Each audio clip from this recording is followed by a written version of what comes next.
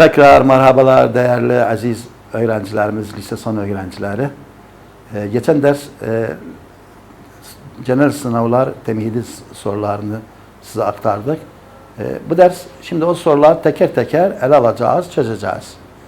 Birinci soruya baktığımız zaman, birinci soru burada geçen derste konuştuk özüm. Karbon yüzdesini öğrenmek için bir organik madde yakıldığı zaman, tabii ki bilirsiniz, kimyanın prensiplerinden birisidir. Herhangi bir organik madde yakıldığı zaman karbon direkt çıkmaz. Karbondioksit çıkar. Organik bileşikler bütünüsü havada yakıldığı zaman, yani oksijenle reaksiyona girdiği zaman karbondioksit ve su buharı çıkar. Evet, bu soruda olduğu gibi benden bir numune verip de karbonun yüzdesini ister. Bizde kanun sabittir. Herhangi bir maddenin yüzdesi, mesela burada karbonun yüzdesi eşittir. O madde istenilen madde ki burada karbondur. Onun kütlesi, yani M karbon, böyle numune verdiği sualda bana numunanı veripti. Çarpı %100. Şimdi bu soruya baksam, bana veripti. Aslında dikkat etsek suala, numunanı veripti. Numunanı önce veripti sualda. Tabii ki sualda biri 15.24. Sualı okusam tekrar burada. Evet. Karbon yüzdesini görmek için bir organik madde numunası direkt voltizasyon yöntemiyle analiz edilmiştir. 15.24 miligram numune, evet, oksijenli bir ortamda yakılmıştır ve CO2 gazı, hem demin söylediğimiz gibi herhangi bir organik bileşik havada yakıldığı zaman karbondioksit çıkar, karbon çıkmazdır. Evet, uygun bir ortamda, evet, emilmişti. Karbondioksit kütlesi 22 miligram olduğuna göre bileşikteki karbon elementlerinin kütlece yüzdesini bulunuz. Tabii ki karbon da mol kütlesini 12 veripti, karbondioksit de 44 veripti. Demek ki burada bende karbonun yüzdesini istedik. Karbonun yüzdesi eşittir karbonun kütlesi böyle numunenin kütlesi çarpı %100. Ancak suala baktığım zaman bana karbon kütlesini vermeyip de. Karbon kütlesini vermeyip de. Ne veripti? Karbondioksitin kütlesini veripti. O karbondioksit hapsi o karbon da, içinde oksijen de var. Nasıl karbonda? Ne kadarı karbonda onu bilmemiz gerekir. Ne yapmam gerek? Mesela diyelim karbon mol kütlesiyle karbondioksit mol kütlesi karşılaştırma yapayım. Karbondioksit mol kütlesi 44 öz sualda veripse bana, bu 44'ün 12'si karbondur. Çünkü karbon mol kütlesi 12'dir. Peki verip de sualda bana diye 22 miligram karbondioksit çıktı.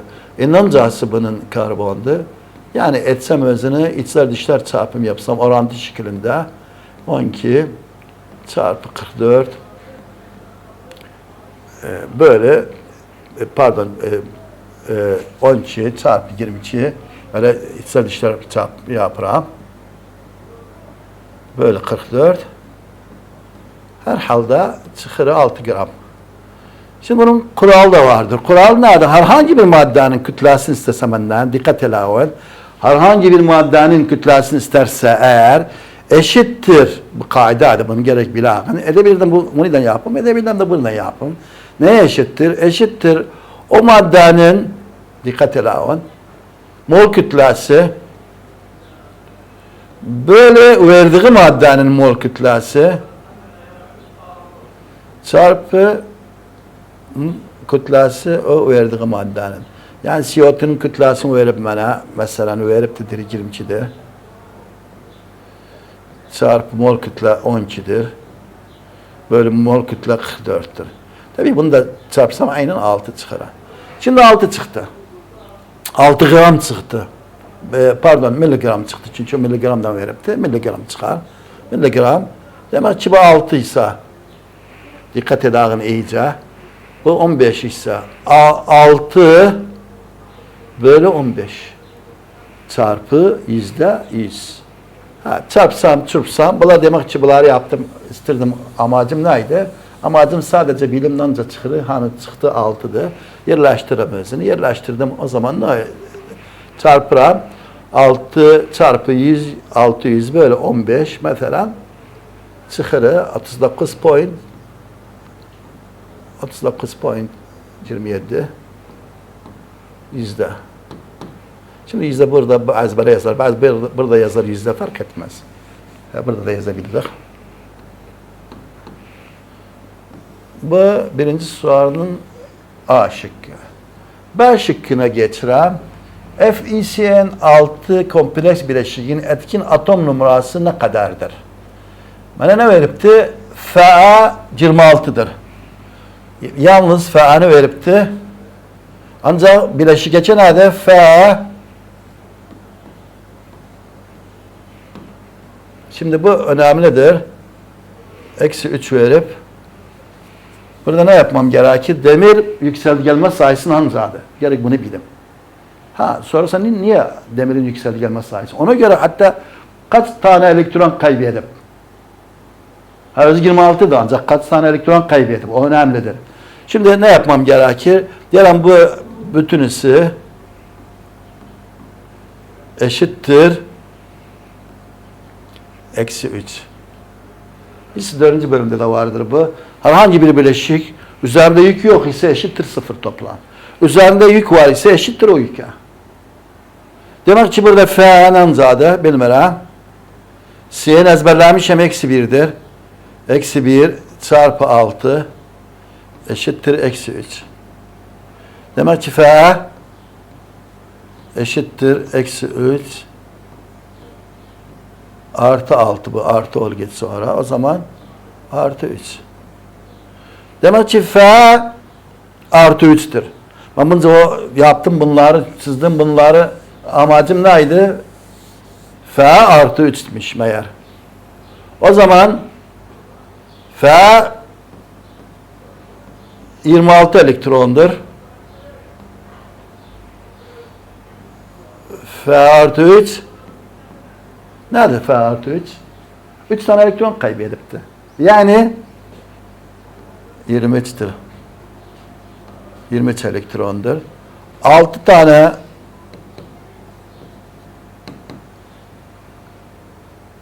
Cn her birisi bir çift elektron vardır. 12 elektron da eklenip toplamdan zaten 65 elektron. Geçerli midir? Hayır, geçerli değildir. Sorumdan soruda geçerlidir. Hayır, geçerli değil. Niçin? Neden? Çünkü 35 çıktı. 36 olsaydı 54 olsaydı 86 olsaydı. Yani soy gazların 3 tane soy gazların birisi olsaydı geçerli olurdu. Bunu da böyle yaptık. Zannedersem burada çözülüp de ancak biraz küçüktü dedim burada yapalım özün. Bu bir soruya bakıram. Aynen yine de birinci sorunun diğer ikinci şıkkı aşağıdakiler tanımlayınız. Nötrleşme reaksiyonu, standart yanma entalpisi. Bunlar direkt vardır şeylerde. Tabii ki bildiğiniz gibi standart yanma entalpisi herhangi bir maddenin bir molunun oksijenle bol miktarda oksijenle yanması sırasında açığa çıkan ısı miktarıdır. Nötrleşme reaksiyonunda asitle baz arasında gerçekleşen reaksiyondur. Sonuç olarak tuz ve su çıkardı. Basit, çok kolay tanımlardır. Üçüncü şıkkı STP koşullarda oksijen gazının molar hacminin 2 katının ayrılması için gerekli olan elektronların sayısı nedir? Evet, demin söylediğim gibi oksijenin molar hacminin 2 katı. Genelde oksijen mesela 22.4 hacmi olanda 4 elektron. Yani bu denkleme göre oksijen 4 elektron tabii ki kaybedilir.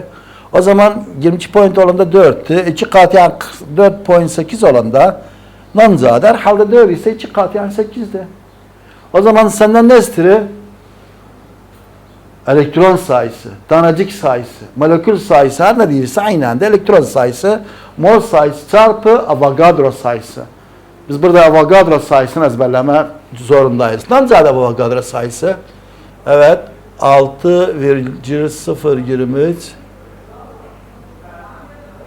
çarpı 10 üzeri 23. Yani şimdi bu Avogadro sayısı sorsam nerede? Avogadro sayısı tanecik sayısıdır. Yani bir mol maddede kaç tanecik vardır? Bunu tabii ki Avogadro buldu. Bir mol maddede tabii ki 6,023 tanecik vardır. O yüzden bu da şöyle yapılabilir. Çarpsak nasıl çıkar? Evet.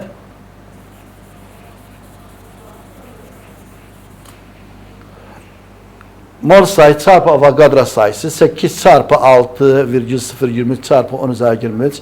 Yani 8 kere 6 48 eder. Edebilirler de bir virgül şey edim vermezden 48 4,8 edim. O zaman 10 üzeri 23 olsun 10 üzeri 24. Böylece birinci soru bitirdik. Şimdi ikinci soruya geçelim. İkinci soruda arkadaşlar ikinci soruda denklem vardır. 25 derece sıcaklıkta aşağıdaki verilen standart hücre reaksiyonda standart serbest Gibbs enerjideki değişimi hesaplayınız. Bir denklem verip ben denklemi hemen burada yazacağım. 3 Hg artı tabii ki denklemden çok istifade ederim. Nerede istifadem? Kaybolan veya kazanılan elektron sayısını her halde denklemden öğreneceğim. Denklemde bakıram burada 6 Hg oluptu. Artı 2 Cr artı 3 oluptu. Evet. Şimdi bu denkleme iyice bakın. Bu denklemde kaybolan veya kazanılan elektron sayısı. Mesela burada krom, dikkat edin, serbest haldadır. İyon şeklinde de ki biz dedik serbest halde bulunan elementlerin yükselgelme sayıları sıfırdır. Ne kadardır? Sıfırdır. 2'ye çarpılıp 2'ye 0 sıfırdır. Ancak çıkanda ne olup? Krom iyonu olup artı 3. 2'ye çarpılıp 6'dır. 0 6 olup. Demek ki kaybolan veya kazanan elektron sayısı nanzadı 6'dır. Evet arkadaşlar. Bunu bildikten sonra gerisi çok kolaydı. Geldim sırayla bakıram mesela. Ne diyeyim ana? Standart maddenin benden değişim hesapları Gibbs enerjideki değişimi. Gibbs enerjideki değişimi serbest standart Gibbs yani delta G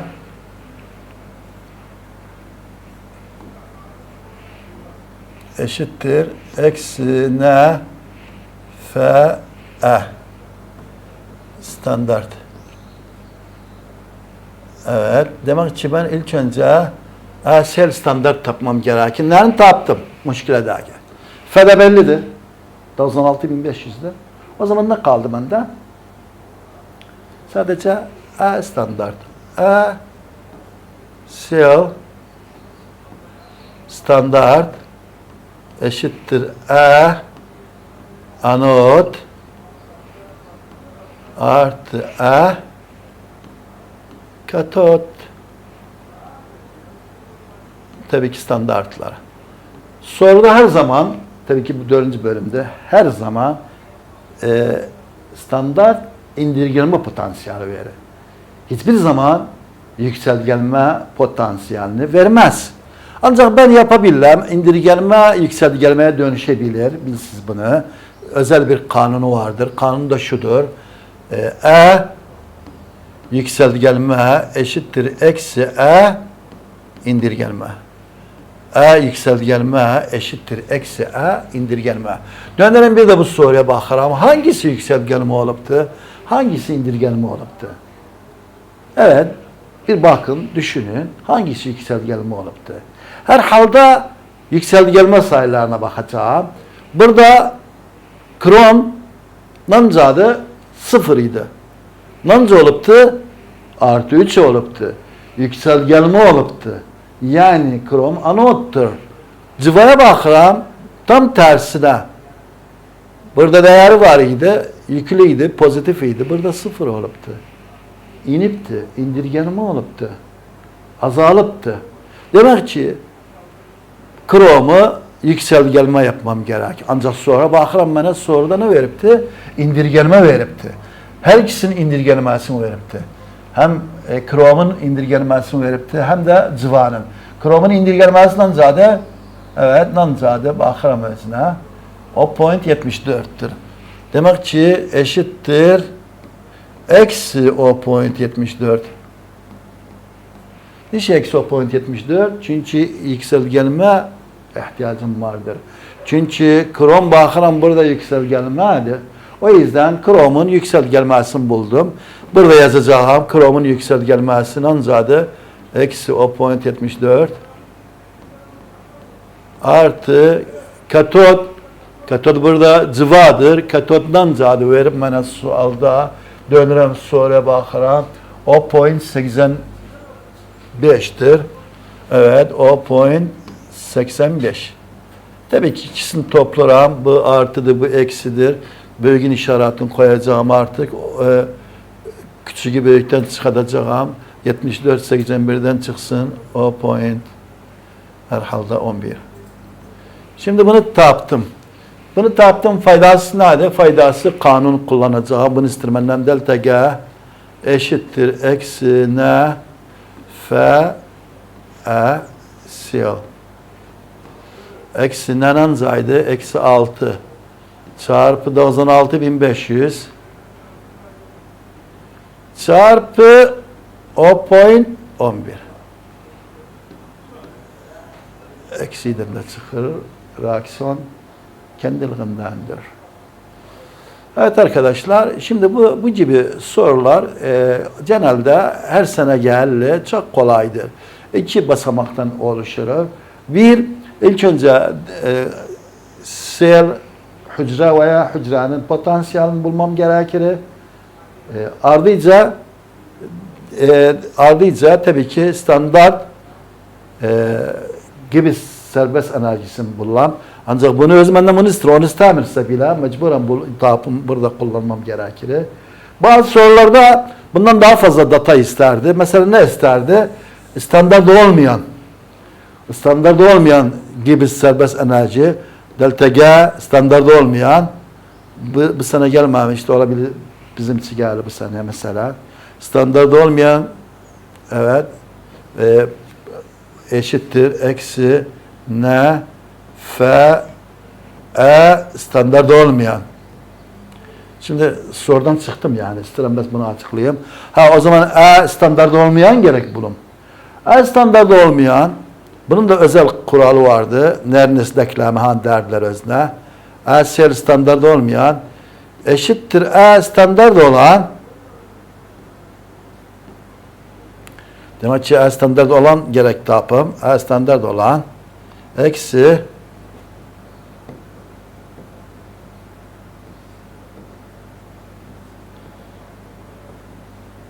burada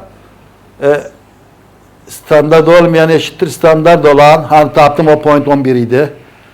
Burada yazalım o point 11 eksi bu rakamı yaparım mesela zade verip bana o point o 26 bölü 6 lin çıkanlar böyle girenler çıkan kimdi? İyonlar. Bunun gerekmenen konsantrasyonunu versin. Bu sualda gebeler isteseydi. İstemedi. Yani direm soru daha zor yapacağım. Mesela farazan burada verip o point 1 molarite. Bunda verip mesela o point mesela özümüzden direkt o point o 1 molarite. O zaman ne olurdu? Len çıkanlarla zade o point 1 kare.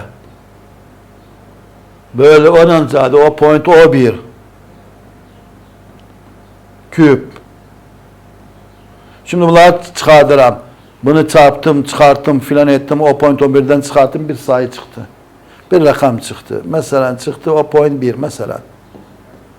Bu ne faydası? Şimdi gel lan buraya. Dikkat edin bu kanuna. Delta G standart olmayan eşittir eksi N F E sel standart olmayan bu taptığımda. Yani soruya göre cevap vereceğim. Umarım yararlandık inşallah bu sorulardan.